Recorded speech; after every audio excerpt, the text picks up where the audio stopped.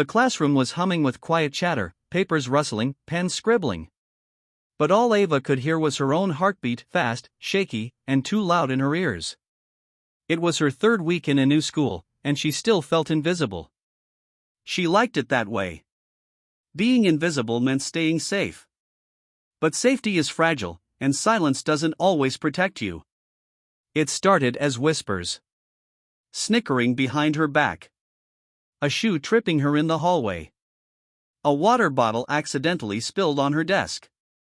Ava told herself it was nothing. That she'd been through worse before: new schools, new faces, and the familiar sting of loneliness. But this time, it was different. The bullying wasn't just mean, it was calculated. And it was getting worse. Ava had moved to the city from a quiet town after her father got a job transfer. She missed the trees outside her old bedroom window, the tiny dojo she trained at every weekend, and her best friend who'd always defended her from teasing kids.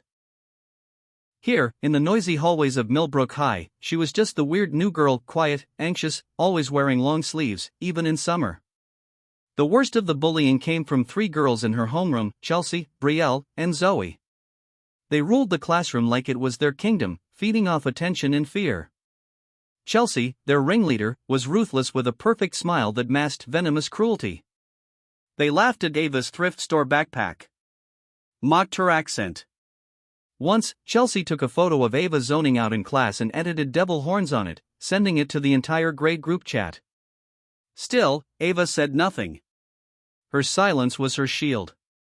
Until the day the shield cracked. It was a Friday. History class.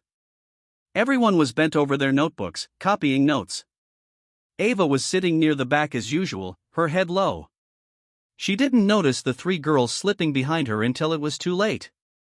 A soft snip. Then a few more. At first, Ava thought someone had dropped scissors. But then she felt it, a cool draft brushing the back of her thighs. A few students gasped. Then came the laughter. Ava's eyes widened in horror. Her skirt, it had been cut, crudely, along the back seam. Hanging loose now, exposing the back of her legs. Oops, Chelsea whispered loud enough for the class to hear. Didn't mean to give the class a show. The room erupted into cruel giggles and muffled gasps. The teacher hadn't noticed, he was too absorbed in the textbook. Ava stood up slowly, every nerve in her body on fire. Her fists clenched. Her vision blurred with humiliation and rage. Her legs trembled, not from fear this time, but from restraint. Years of quiet, of swallowing her voice, came crashing down. Something inside her snapped. Ava turned, slowly, her eyes locked on Chelsea, who was still smirking. "Don't touch me again," Ava said, her voice low but firm. The classroom went silent. Chelsea raised an eyebrow, mockingly. "Or what? You gonna cry, little mouse?" Ava didn't answer. She stepped forward. Chelsea shoved her, laughing. "Back off." In that moment, Ava moved like lightning. Her instincts took over reflexes honed from 5 years of judo. She grabbed Chelsea's arm, turned her body, and with a smooth, explosive motion, flipped her over her shoulder. Chelsea crashed to the floor with a loud thud, wind knocked from her lungs. The room froze. Brielle lunged forward, screaming, but Ava sidestepped and swept her leg. Brielle fell sideways into a desk, her scream turning into a yelp. Zoe backed up, horrified, but she was too slow.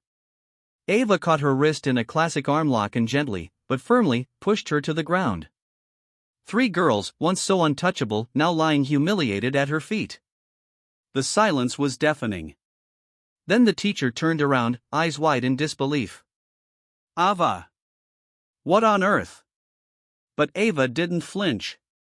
She pulled her skirt around herself, grabbed her bag, and walked straight to the principal's office, head held high.